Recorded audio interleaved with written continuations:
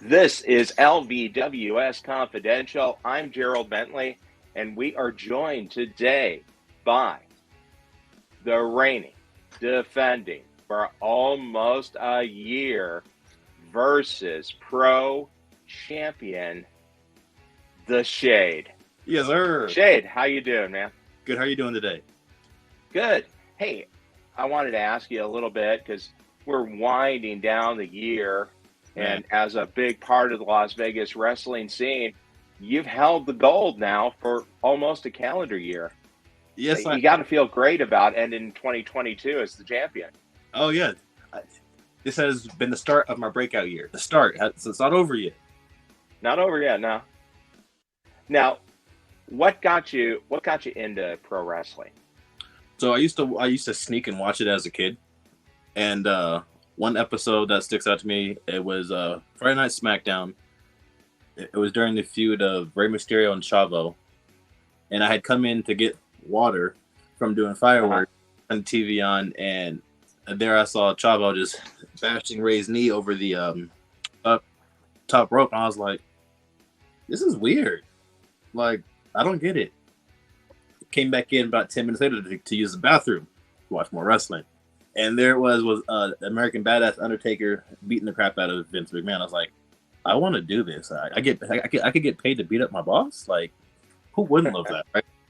And then so that got stuck in my head, and then in the summer of 2016 is when I met David Lutzker, Hollow Point, Dad Bod Dave, and he's like, "Hey, come check out this show." And I did, and the very next day I started training.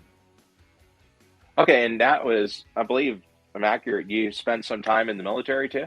Yes. So that's post-Army? Correct. And just wrapped up and decided, hey, I can do this, let's go? Yeah, because I was like, now what do I do? Like, I've done a lot already. It's like, now I'm out of the military. What do I do, you know? And then, like I said, met David, and I was like, if these people can do it, I can definitely do it. And I haven't looked back since, so. Well, and to people that watch your matches, you can see a lot of the athletic moves, a lot of the aerial moves, the kip-ups, the big bridges, like we had on the intro picture. Yes, sir. Did you do some amateur wrestling before, or is this all new to you? So, in high school, my freshman year, I did wrestling, but it wasn't the wrestling I thought it would be. It was the collegiate wrestling. So, like, when I walked in the room, I was like, where are the ropes? Where's all this? What is this? Yeah, no ropes. This big, thick mat on the floor. And it hurt. It sucked so bad. But I did it for a full year, and I was like, okay, I did it. It's not what I thought it was, but cool. But I was able to use that and some military combatives I learned in my wrestling, which definitely helped. Funny story, when I first started training and they're teaching us how to fall and how to do this, that, and the third, and like how to like work with your opponent, I was what they would call shooting. Mm-hmm. I didn't know I was shooting. It's what I was trained to do in high school and in the military. So I'm like, I'm doing this, and everyone was complaining like, hey, loosen up. I was like, what do you mean loosen up? Like, I don't get it. Like, what am I doing? Yeah. It wasn't until Wes Logan, aka Beast the Butcher, my trainer, and Sim Bodie like were stiff with me. I was like, ow, is that what I'm doing? They're like, yeah. I was like, oh, I got it now. Yeah, there's a little bit of a difference. Yeah. So now you've been going. So you've been wrestling for about 6 years? Correct. How do you feel you're at right now? Are you at that stage where you're just looking to expand out, get into different areas and trying to move up, or you still think you got a lot to accomplish in the Las Vegas scene? I think I still have a lot to accomplish. My body hates me right now. Like, my check engine light is on. But mentally, I was like, there's still more I want to do, and I still have the time to do. I'm gonna try to start tackling those and see how long the check engine light shines for. Well, and as a former auto mechanic, you know what to do with check engine lights, right? Yep. Turn the light off and just ignore it. Keep going. Exactly. Put duct tape over. You're fine. Yeah, just get the tool, reset it, and you can go. Exactly. What have been some of the biggest accomplishments you've had so far? You feel you've had so far in your career? Um, so like in no particular order, but getting onto Big Gay Brunch Chicago for Effie, that was definitely a big thing because when he had his first one, I was supposed to, I was booked to be on there, but then COVID happened, so obviously that and then the shows afterwards, again, I didn't reach out in time, so I was like, I kept missing it. But this past time, I was like, I'm gonna hit him up on every social media platform. I'm gonna make sure I bug him enough to where it happens, and it happened. And I went out to Chicago, and I was in a 6-person scramble, and it was fun. It really was. And yeah, if you haven't watched some of his work before, he's done a great job of really promoting himself and being a breakout star. Really active in GCW. He's gotten a lot of national pub and has just done a great job putting himself over in an industry where that wouldn't have happened. I don't know, maybe even just a few years ago. Right. And then just this week, as we're recording this, a fellow Las Vegas wrestling scene alum, Jai Vidal, just got signed by Impact Wrestling, the first out gay man wrestler to be in Impact Wrestling, but not the first one, because I'm sure there's been others, but it's just the times are changing. You have Jay just signed over in AEW. Everybody loves the Acclaimed. Anthony Bowens is right there holding the title every week. How did you feel about that and seeing Jay getting signed? So I was ecstatic. How I found out was we have a mutual friend, Queen Estella, and she had posted on one of her superstars on one of her social medias saying that her baby got signed. I'm confused as hell. I was like, okay, she's just posting early in the morning. I don't get it. And then I get Twitter, and like the first 6 things I see is Jai Vidal, Jai Vidal. I was like, holy cow. Long time overdue. So glad it happened, especially to him. He definitely deserved it. Definitely. That dude bust his ass. Even during the pandemic, like he was out here in Vegas, had to go back to Florida, and he came back without skipping a beat. Well, and a tremendous wrestler. Terrific performer, and yeah, definitely deserves that national profile. I had the honor of working a storyline with Jai Vidal. It was me, him, and Hollow Point over in Big Valley here in Vegas. And we had started the storyline pre-COVID. COVID happened, everything stopped. But me and Jai Vidal continued the storyline through COVID, like taking jabs at each other on social media or whatever, all the way till the fans were still engaged until the match finally happened. And they were so excited. I was excited. There was a mess up in that match that wasn't any of our faults. So the match went a lot longer than it was supposed to. But he took the reins of that and controlled everything. And that's something, you bring up something there that I think has been a thread throughout some of these interviews we've done. And you can subscribe to the Las Vegas Wrestling Scene YouTube channel. You can see all the different interviews, but with Nick Xander, with Damian Drake, with Fresco, Ricky Tenacious, we all talked about the difficulty of getting through COVID and how that really just obviously it put the brakes on everything for most of the country, but especially in pro wrestling, because you're so dependent on that interaction with the fans, creating that sense of caring, because the fans need to be involved. They need to care. They either love you or hate you. Right. And when there's no fans, that had to be incredibly difficult. It was super, super hard. Versus Pro Studios, we had opened up. So when they had slightly lifted COVID restrictions here in Vegas, they could have it was like 50 people in a certain area. At the time, we were running shows out of the Boulevard Mall here in Vegas, and when we couldn't have the fans in our suite with us, what we do is close the gate so that they could be on the outside of the gate and yell into us, which helped. It definitely helped hearing them, but like looking up and seeing them not where you're expecting to see them, it throws you for a loop sometimes, you know? Yeah. So it had to be a great feeling that everything was opened up and you had the people back again. Oh yeah, definitely. And when COVID had happened, I was kind of in shape. I was more of a shape. And I had told myself, I was like, all right, so one or two things are going to happen. I'm going to get my butt in shape and continue, or I'm just going to stop. And obviously, got myself into shape, continued, and it was that much more pleasing to me when fans would see me like up close after the COVID, be like, holy cow, you look like a whole different person. I was like, yeah, I'm strong now. What kind of workout program did you go ahead and do?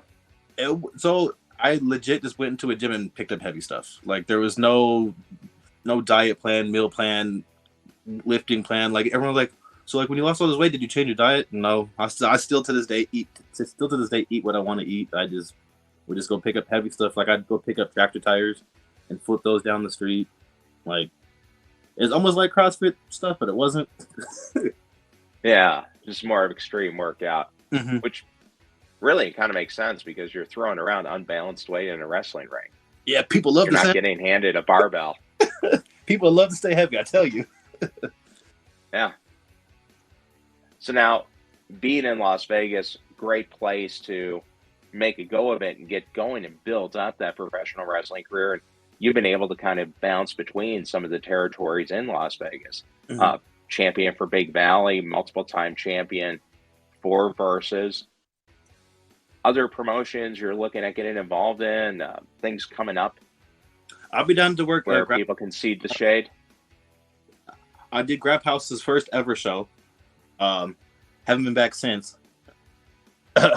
Chris Mounts. Yeah, they need to reach out to you, right? Man, Jody needs to pick up the phone and get a hold of you. Yeah. I'd love to get back on Grab House. I'd like to hold another championship at Big Valley for more than a minute and for more than a minute and 18 seconds. I've been holding records with every championship I've ever held, and the Big Valley one is no different. I'm the shortest reigning Las Vegas champ in history. How did that happen? You have the two extremes. You've had the Versus Pro title for almost a year, and you had the Big Valley title for a minute and 18 seconds. Minute and 18 seconds. So how that went down. So me and Papayase, since wrestling came back post-pandemic, me and Papayase were in a feud that was mostly rooted out of Versus, but seldomly we'd take it to other companies in Vegas. So we brought it to a Big Valley to an extent. And at the time, Papayase was the fighting champion, which is like a cash-in championship. You have to defend it so many times. After you do that, you can cash in for whatever championship you want at Big Valley. At the same time, me and Sean Black were in a feud because right before the pandemic, he won the Las Vegas championship. And so I challenged him for it. We had the match at the LGBTQ Center. I was victorious. Right after the match, I go to grab the mic to cut this, to give this speech to the fans and thank them and everything. And out comes Papayase. He hands his belt over to ref Cody Andrews. Cody Andrews turns with both belts, because now mine's on the line too, because he's cashing in for me, to ring crew. At the same time, Papayase low blows me. And then proceeds to hit me with 2 chastities and then beats me in a minute and 18 seconds. So that is how I became BVW's the shortest tenured champion, and then you got to be getting close to being the longest tenured Versus champion. I'm close. I got a defense coming up this weekend. I'm not sure when this is airing, but I got a defense coming up December 3rd. December 4th at Versus Pro Studios against Damian Drake. So we faced each other twice already. I beat him once. The second time, the match got screwed over by Hollow Point Robert. He's back now. I don't know what his new name is. He likes to change names for whatever reason. But he screwed over, honestly, Damian in the last match. And this is the final match for the championship.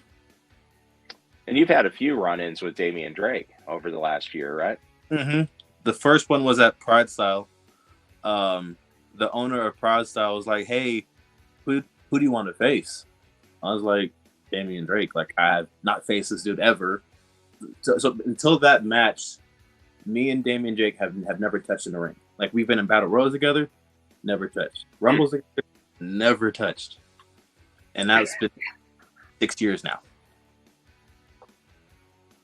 Yeah, I mean, it's a big city, but it's a kind of small community because there's so much interactivity between FSW, Big Valley, Grab House, Pride Style versus always a kind of different changing lineup. Do you like that feel where you have, I mean, you can literally have different personas in the same city just depending on what ring you're in?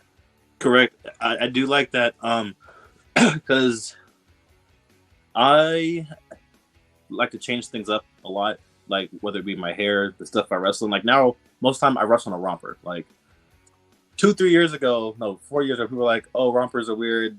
It's a fashion trend that's going to die out, whatever." And then here I am now wrestling on rompers. Everyone's like, "You wrestle on a romper? That's so cool. You must not sweat so much." I'm like, "It's easy. I can change. I can drive home in my wrestling gear with no problem." Well, and you and Damian Drake, you have something in common because you got the Rugrats sweatshirt on, and he's the '80s guy, bringing the '80s back. So, is it a battle of the '80s? It might be. I think. I don't know if your music taste align or.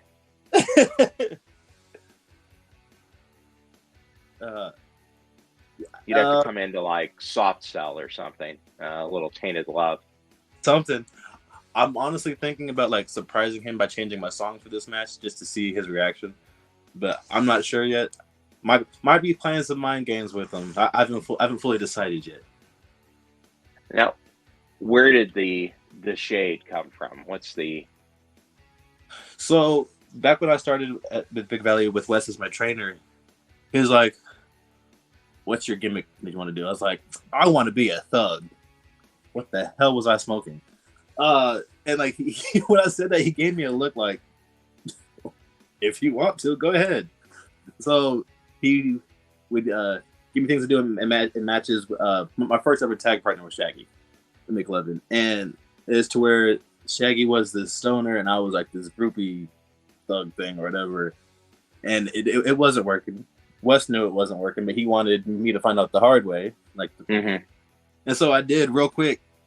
And then there's one time at the training, we had just finished, and I love music. So I'm playing music as I'm changing, and I guess I was dancing or whatever. And then randomly, loud as hell, he goes, that right there. I was like, who's he talking to? I was like, what? He goes, whatever you were just doing. I was like, do that. Dancing. He goes, do you always do that with music? I said, yeah. He goes, just do you. That's your gimmick. Just do you. I was like, all right. If you say so. I didn't think it was going to work, but it's been working. Like, yeah. You turned to 11, right? Yeah. So I guess like I learned stuff backwards to where most people get the moves down first and then their gimmick. I got the gimmick down and then I had to work on the moves. How long did it take for you to feel comfortable in the ring? About 5-6 months. That's pretty fast. Yeah, like I had started 2016, August 22nd, 2016, and he threw me in this charity show match that October. It was myself, Shaggy, and RL Washington against Beast the Butcher, Big Dirty, and Wild Horse.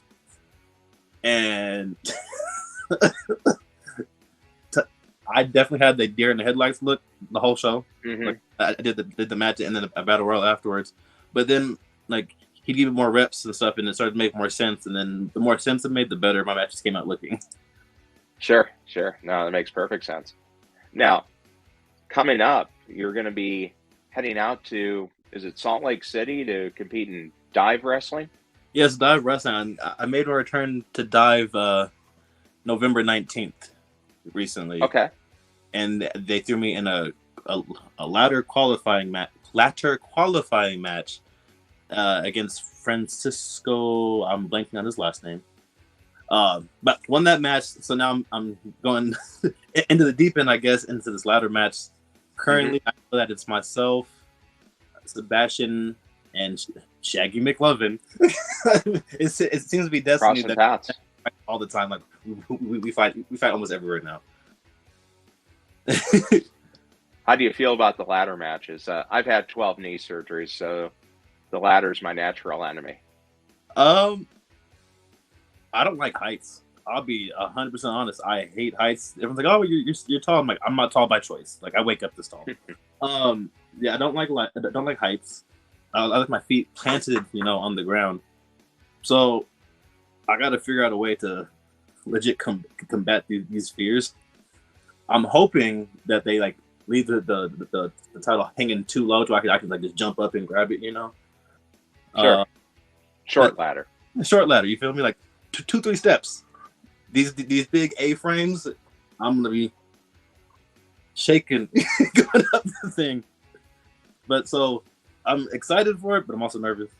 But or just make sure everybody else is down and out enough that it's an easy, leisurely climb. Exactly. And I was like, I gotta find a way to get this title the easiest way possible. Let them fight, not just come in and they back up, hide again. So when is the return match there? So I go back there December 10th. Okay. Excellent. Well, that'll definitely be interesting. You collect a few belts. What other other territories coming up for you? Say again? Any other territories or promotions you're going to be going to that are first time? For the first time, not yet. I'm in talks with PPW. I've been trying to get there for a while, but they just ended their season, so I think they'll start back up next year. Like to get back out to Hood Slam. That's always fun. I've been doing Wrestle Drag out in Phoenix, Arizona. I'm going to them this Saturday, so in 2 days. For number one contenders, Tinseltown Street Fight. Wow. The winner of that gets a championship opportunity next year. It's like everything I'm going into right now is for another championship while I still hold it. Sure. I might have to get that whole nother suitcase. Well, it's the best time to go after one when you have one already, right? Right? Exactly. Now, hey, moving into the new year, are there areas that you want to go wrestle that you haven't been able to get to yet? Areas or countries? Yeah, I'm trying to get up to Canada. There's a guy named, I'm probably going to butcher his name. I'm sorry if you hear this. Just know I love you. Jace Darcy. He's up in Canada. Want to wrestle him. I want to go down to Mexico again. Definitely want to go to England. That seems like a fun place to wrestle. But I got to get the passport, the real ID, probably some K9 shot. I don't know. It is interesting to get to some of the different countries and different areas. So England and Canada are on the map for this next year. Yes. The passport app has started. I'm on video. And then give me 1 second. This one? Yeah, no problem.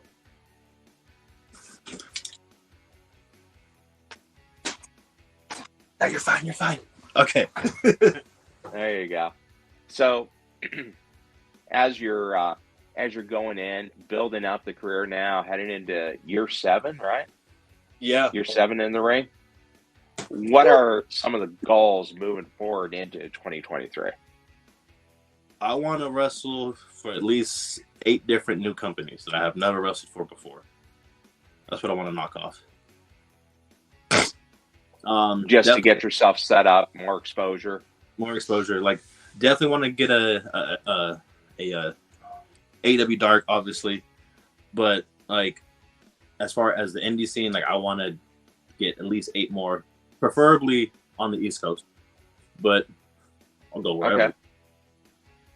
Now, how important would it be for you, or just people in your position where you're a champion of, I'd almost say, a super independent, one of the bigger, more established independent organizations with regular shows, with TV. How important is it to get that opportunity on an impact on an AEW dark, how much does that help? Oh, it helps tremendously. I noticed a friend of mine was on there recently, and my friend had already, like, as far as I've known him, as long as I've known him, he's always been crazy with bookings. Like, he's always had something to do almost every weekend. After he popped up on AEW Dark, it like multiplied for him. I was like, damn! I thought I never slept. Like, this dude's about to start living on airplanes, type of thing. Yeah. And I was like, I want that. I really do. So now that's well, and that's a huge part of the job too, right? Because you are your own agent. Yeah. You are in control So of everything. You're burning up the phone line, sending the emails out, sending videos out, I guess. Videos, promo pics. Like, I'm annoying these people, but they're returning my messages, and I'm coming out. So, well, and then once you get the opportunity, show what you can do. Then things kind of take care of themselves. Exactly. Well, hey, just kind of winding it down here. We'll go to got a few belts. Get the Las Vegas Wrestling Scene Confidential belt here. You get to be the LVWS champion for the week. Hey, under the championship round. Strap Daddy. favorite opponent so far. Oh, damn.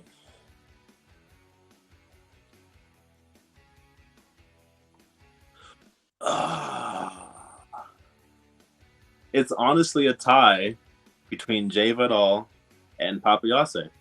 Like, I think the match I have with Papiase at Versus is top 3 of my best matches I've ever had in my career. And like, we beat the dog mess out of each other without using weapons. Like, it was a street fight. We didn't end up using weapons. But then with Jai Vidal, like, we put so much into that storyline even through COVID. Like, we were happy that it paid off and that the booker let us do it our way. Like, okay, full control and trusted us with everything, and we delivered. So I'm gonna have to say it's a tie. Oh, tie's okay. Okay, I was like, I don't know. Yeah, no, that's fine. How about, who would you like to face? Dream opponent that you haven't faced yet.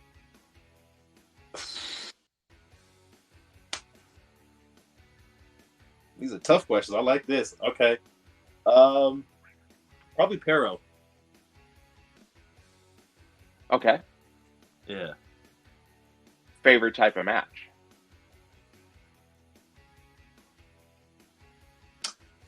It'd have to be a steel cage with the correct person or people. Otherwise, I like Rumbles. I don't know why. Battle Royales? Trying, like, the 15th competitor comes up. I'm already tired. I'm in the corner grabbing some bottle.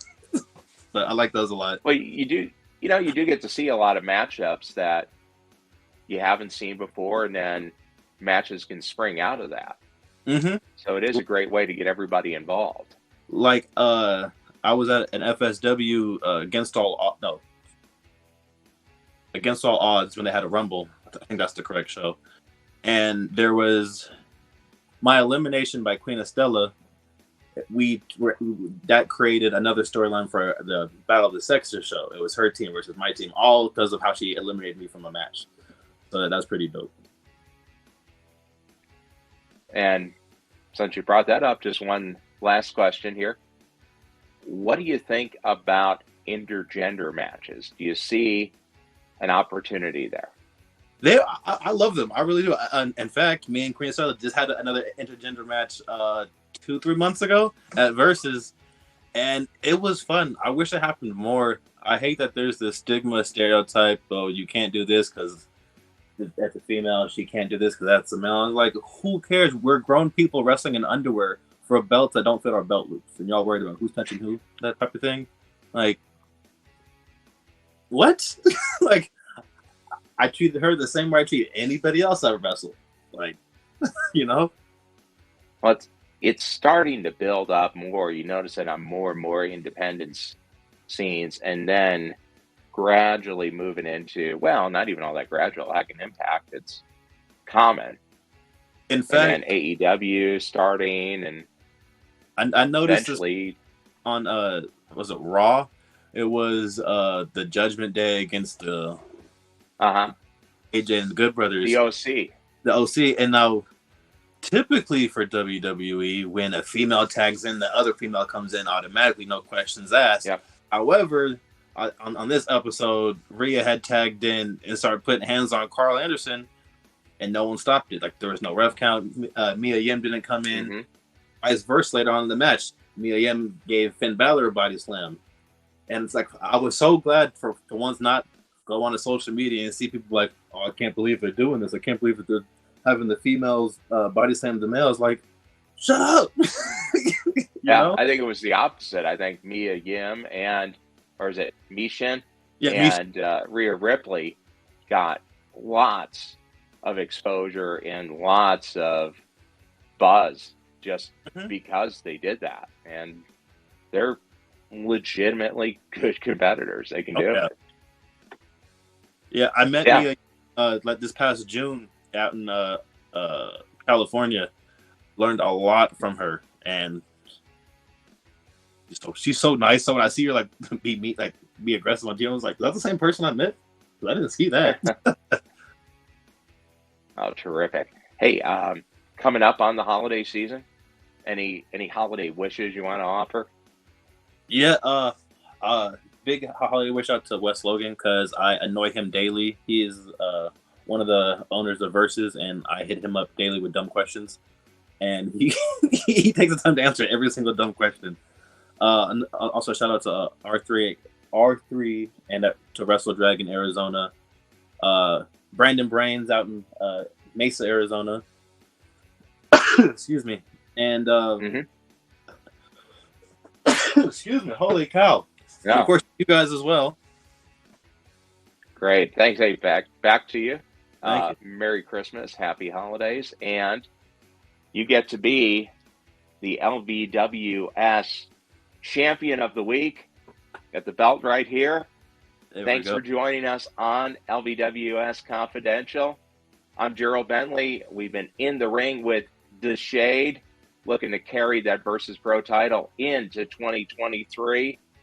Yes, Thanks sir. again for joining us here. And by all means, get on YouTube, subscribe to Las Vegas Wrestling Scene, and then you can catch this interview and all the other interviews with people from the LVWS. Thanks a lot. Appreciate you for joining us. Thank you.